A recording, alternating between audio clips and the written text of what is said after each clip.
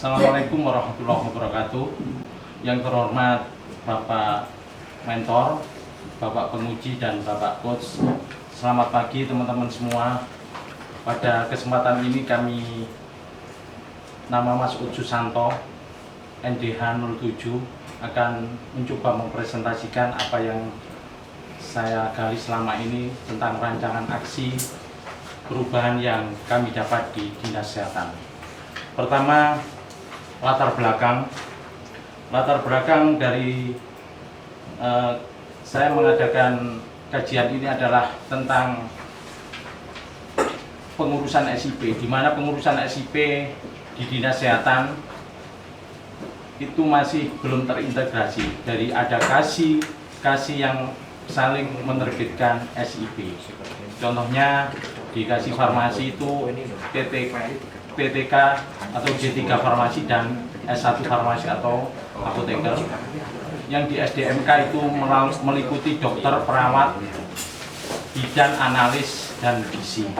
Untuk itu kami mencoba untuk bisa menggali semua itu dan kita akumulasikan di kegiatan ini untuk terintegrasi menjadi satu.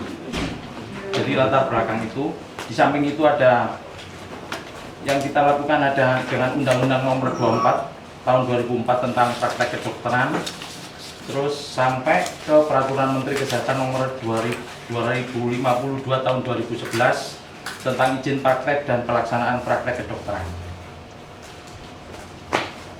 Permasalahan yang kami dapat kaji selama ini adalah masih banyak tenaga medis yang belum melakukan pembaruan surat izin praktek sesuai dengan peraturan yang berlaku. Selama ini kegiatan kita di Dinas Kesehatan kita akui memang masih banyak tenaga medis yang memang kegiatan yang tidak sesuai dengan peraturan yang berlaku. Terus masih banyak tenaga medis yang melakukan pelayanan kesehatan praktek lebih dari ketentuan. Jadi dokter itu bisa 4 tempat. Terus perawat itu bisa berbanyak tempat. Makanya permasalahan itu kita temukan di saat kita melakukan kegiatan-kegiatan di Dinas Kesehatan. Dan sarana prasarana perizinan SIP di Dinas Kesehatan itu pengelolaan data dan informasi belum terintegrasi. Dalam hal ini cuma manual, dari kegiatan belum ada kegiatan dengan teknologi digital. Seleksi isu menggunakan metode USG yang kami dapat adalah dari ranking 1, 2, 3, yaitu yang ranking 3 itu masih banyak tenaga perawat yang belum mengajukan atau mempunyai SIP. Dalam hal ini mungkin ketentuannya ada aturan yang harus datang sendiri di dalam pengurusan SIP di Dinas Kesehatan Kabupaten Mojokerto. Terobosan atau inovasi dalam hal ini kegiatan-kegiatan kita, pertama adalah tentang pelayanan perizinan SIP tenaga kesehatan, contohnya perawat. Terus problema di Dinas Kesehatan Kabupaten Mojokerto tentang kegiatan itu. Terus diperlukan teknologi digital. Dalam ini nanti kita buatkan suatu aplikasi untuk kegiatan ini ya dengan aplikasi SIP tentang tenaga kesehatan, terutama dalam hal ini perawat. Selanjutnya tim skudul atau aksi perubahan. Pertama, konsultasi kepada mentor minggu keempat bulan Maret tahun 2020 kali ini sudah kita lakukan dan sudah kami laksanakan untuk mengajukan rancangan aksi, dan alhamdulillah Pak Mentor menyetujui. Terus pengesahan SK tim aplikasi nanti minggu ke 1 bulan April. Terus rapat koordinasi tim aplikasi.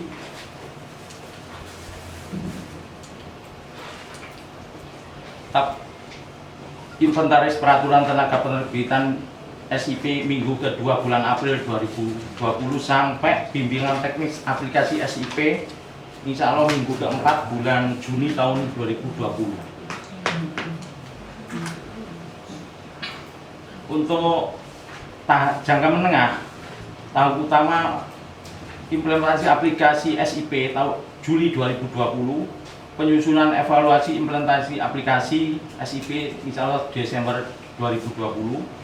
Terus tahap jangka panjang, implementasi berkelanjutan atau dalam hal ini kurun waktu 2 tahun 2020 sampai 2022.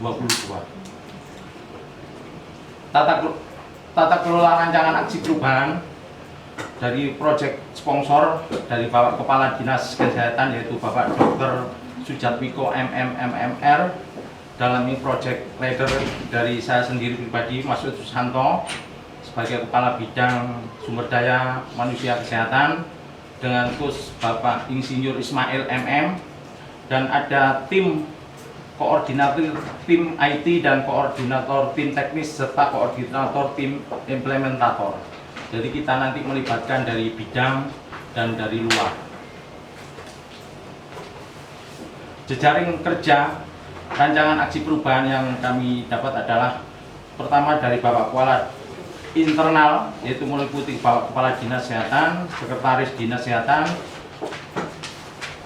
dari Sumber Daya Manusia Kesehatan, dari Kabid Pelayanan Kesehatan, Kabid Kesmas dan Kabid P2, tentang dari jejaring kerja rancangan aksi perubahan kami dari eksternal, dari Bapak Kepala Dinas Perizinan dan Penanaman Modal, Bapak Kepala Dinas Koinfo, Bapak Ibu Kepala UPT, Puskesmas, Ketua Organisasi Profesi dan tim Saber Pungli. Dari saya coba menggandeng dari tim Saber Pungli dalam hal ini untuk mengawasi kegiatan kita, yaitu di pelayanan terutama pengajuan SIP kali ini tidak akan dipungut sepeser pun.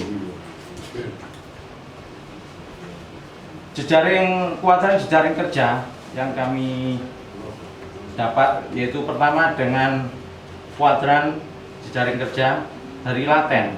Dari laten kita peroleh dari Bapak Kepala Dinas Perizinan, Kepala Dinas Koinfo, Kepala UPT Puskesmas. Dalam ini ada pengaruh yang kecil, dan untuk yang promotor itu Pak Kepala Dinas Kesehatan, Sekretaris dan dari bidang sumber daya kesehatan ini adalah sangat dominan sekali. Dan untuk defender dari Kabid Yankes, Kabid Kesmas dan Kabid P2. Tentang apatetik yaitu untuk organisasi profesi yang di luar itu sangat kecil pengaruhnya, dalam hal ini dari tenaga kesehatan, terus media massa masyarakat yang ada di Kabupaten Mojokerto. Konteks manajemen risiko rancangan anggaran rancangan aksi perubahan. Pertama, risiko kebijakan. Dalam ini kebijakan penerapan aplikasi SIP untuk peningkatan pelayanan akan berdampak pada organisasi, yaitu tanggapan dan masukan atas konten yang diuraikan. Dalam hal ini kebijakan-kebijakan yang kita lakukan itu nanti pengaruhnya sangat luas sekali, terutama organisasi profesi yang dimana di dalamnya ada banyak tenaga kesehatan di situ dalam pelayanan. Tentang yang kedua, risiko kepatuhan. Penerapan aplikasi SIP untuk peningkatan pelayanan berisiko, yaitu untuk dipatuhi dan atau tidak dipatuhi karena selalu dirasakan masing-masing pihak yang berkepentingan. Dalam hal ini penerapan aplikasi SIP dari semua yang ada di tingkat pelayanan itu selalu berisiko. Dalam hal ini makanya setiap tenaga kesehatan dalam pengurusan SIP atau yang mempunyai SIP itu harus memenuhi semua aturan yang ada. Terus resiko legal dari penerapan aplikasi SIP untuk peningkatan pelayanan berisiko adanya kepastian hukum pada organisasi sesuai peraturan yang terkait. Dalam hal ini memang setiap tenaga kesehatan yang di pelayanan kesehatan itu secara hukum, secara aturan, secara legal itu harus berkekuatan hukum. Dalam hal ini harus mempunyai surat izin praktek atau SIP. Risiko fraudnya yaitu penerapan aplikasi SIP untuk peningkat pelayanan berisiko kerugian keuangan karena kecurangan yang disengaja oleh pihak internal. Dalam hal ini kita tidak akan memungut biaya sebesar pun dalam kegiatan ini. Insya Allah nanti aplikasi kita anggarkan di tahun depan untuk jangka panjangnya. Yang ketiga, selanjutnya kelima, risiko reputasi. Dalam penerapan aplikasi SIP untuk peningkatan pelayanan berisiko menurunkan tingkat kepercayaan pemangku kepentingan yang bersumber dari persepsi negatif terhadap organisasi. Dalam ini kita bisa menjelaskan reputasi yang selama ini dari tenaga kesehatan keluar di pelayanan itu harus bisa dipercaya, harus bisa masyarakat itu percaya, jangan sampai menurunkan derajat dan martabatnya. Yang terakhir, resiko operasional, yaitu penerapan aplikasi SIP untuk peningkatan pelayanan berisiko ketidakcukupan atau dan tidak berfungsi proses internal, adanya kesalahan manusia dan mempengaruhi organisasi operasional organisasi. Dalam pengoperasiannya, dalam setiap tenaga kesehatan di tingkat pelayanan itu harus tahu prosedur yang ada dalam hal kegiatan di pelayanan terdepan di masyarakat. Saya kira itu, terima kasih.